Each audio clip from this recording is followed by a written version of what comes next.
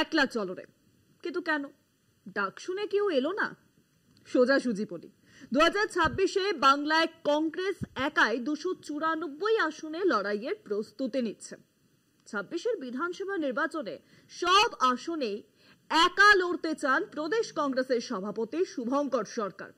শুভঙ্কর চাইছেন সিপিএম এর সঙ্গে আর জোটে বা আসন সমঝোতা নয়, ওদিকে আবার বামেদের সঙ্গে জোট বাঁধার রাস্তা ছেড়ে এক পাও সত্যে নারাজ অধীর রঞ্জন চৌধুরী। সব মিলিয়ে গোলমাল বাড়ছে রাজ্য কংগ্রেসে।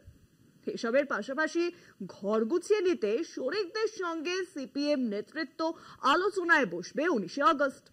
ভোটের হাওয়া গরম হচ্ছে পশ্চিমবঙ্গে। 26-এর নির্বাচনে বঙ্গ কংগ্রেস একাই 294 আসনে লড়াইয়ের প্রস্তুতি নিচ্ছে। অতীতে কংগ্রেস শাসনে বাংলার যে অগ্রগতি হয়েছে সেই কথা মনে রেখেই মানুষ এবার ভোট দেবে কংগ্রেসকে, এমনই বিশ্বাস প্রদেশ কংগ্রেসের। প্রদেশ সভাপতি শুভঙ্কর সরকার আশাবাদী, অহেতুক জল্পনা করে সময় নষ্ট না করে এখন থেকেই নির্বাচনের লক্ষ্যে সাংগঠনিক প্রস্তুতি নিতে চাইছেন সভাপতি। এদিকে কংগ্রেস একতরফা সিদ্ধান্ত নিয়ে বিধানসভা ভোটে বামপন্থীদের সঙ্গে জোট বা আসন সমঝোতা না করার কথা বলায় ঘর গুছিয়ে নিতে চলেছে সিপিএমও। শরিকদের সঙ্গে আসন ভিত্তিক রফাও সেরে ফেলতে চায় আলিমুদ্দিন। সেই এজেন্ডায় শরিকদের সঙ্গে সিপিএম নেতৃত্ব আলোচনায় বসবে 19 আগস্ট।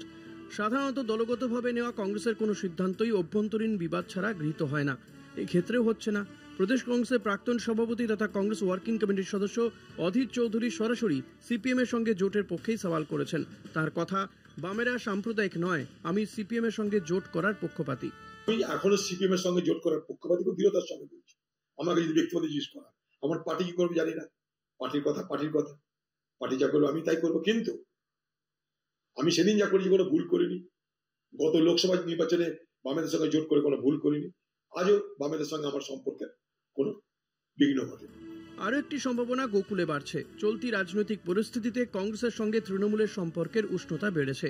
রাহুল গান্ধীর আমন্ত্রণে নৈশভোজে সামিল হয়েছিলেন অভিষেক বন্দ্যোপাধ্যায়। একই সঙ্গে খাওয়া দাওয়া সেরেছেন।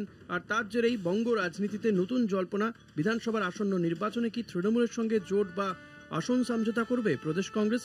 যদি এটাই হয় তাহলে মোহাম্মদ সেলিম তো বটেই, অধীর চৌধুরীর মতো নেতারাও নিঃসন্দেহে অখুশি হবেন। সেই সব সামাল দিতেই না কংগ্রেসের সময় চলে যায়। কলকাতা টিভি।